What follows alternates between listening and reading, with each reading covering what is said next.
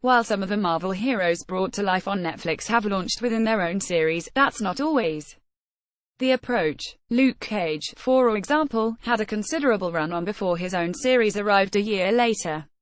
By doing so, some elements of his backstory and personality were already established when his own show began, and Luke and Jessica's relationship in this year's had the benefit of some history behind it. In the case of which arrives on Netflix this week, audiences will likely need to know at least the basics of Frank Castle's past in the Marvel Cinematic Universe. While not much of was reliant on, Season 2 have offered quite a bit of backstory and origin for Castle. What's more, it also established his relationship with Karen Page, who will be along for the ride in related Who's Who on Marvel's The Punisher. The new series will naturally reiterate how Frank Castle went from a family man, a military vet, to a murderous vigilante, but knowing what the character went through in will help to flesh out his arc in One Bad Day. Including Frank Castle in Season 2 was actually a clever way to introduce the character. While fans were worried it meant the Punisher wouldn't be able to lead his own series, he effectively co-starred alongside the Devil of Hell's Kitchen in a story that explored the two vigilantes' motives and morals.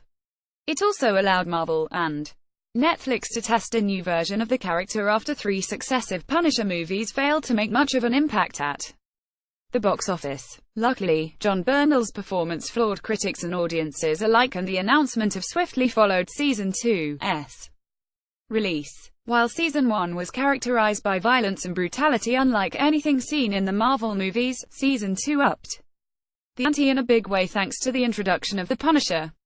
Before we even see Castle's face, we witness his wrath as he mows down a meeting of mobsters and lays out his MO for fans of the comics. The Punisher laying waste to gangs is nothing new, but put a slight twist on things as it brought the character into the MCU. A former Marine who served in Iraq, Castle returned home and was given one day with his wife and daughter. The day after his return, he took them to Central Park for a picnic where they were caught in the middle of a shootout between the Kitchen Irish, the Dogs of Hell, and the Mexican cartel. One by one, the brutal new version of Castle stages bloody raids on these gangs, eventually bringing Daredevil down on him. Matt Murdock quickly realizes the threat of Castle after being shot point blank by him and then later being kidnapped and chained to a roof by his fellow vigilante. Castle's and Murdock's actions are continually played against one another, with both men arguing over the right way to fight the war on crime. While each one breaks the law in their pursuit of justice, Castle's version looks more like revenge. In fact, he's even willing to murder an innocent fellow Marine at one point just to prevent his plan from being discovered. Still, Castle says Daredevil is just one bad day away from becoming like the Punisher. Eventually, Castle and Murdock bond as the Punisher reveals the extent of his backstory before being arrested. That, however, is only the beginning of the character's story. The trial of the Punisher. Castle's crusade nearly gets him killed by one of his targets in the Kitchen Irish, but Daredevil steps in to help. That doesn't stop Castle from being severely wounded and off to trial for his crimes. However, it's while recovering in the hospital and awaiting trial that Castle meets Murdock outside of the Mask when he and Foggy show up to represent him. Karen then shows up herself, demanding answers from Castle after her separate investigation uncovers more of the character's backstory. Soon enough, Karen is the only one who Castle will communicate with, as he recognizes the darkness she's been hiding since before she arrived in Season 1.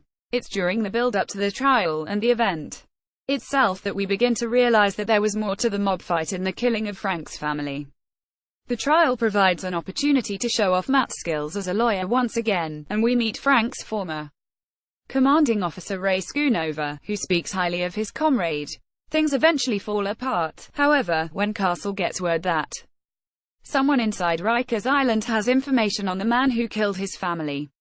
Castle pleads guilty, and kicks off the third stage of his arc on page 212.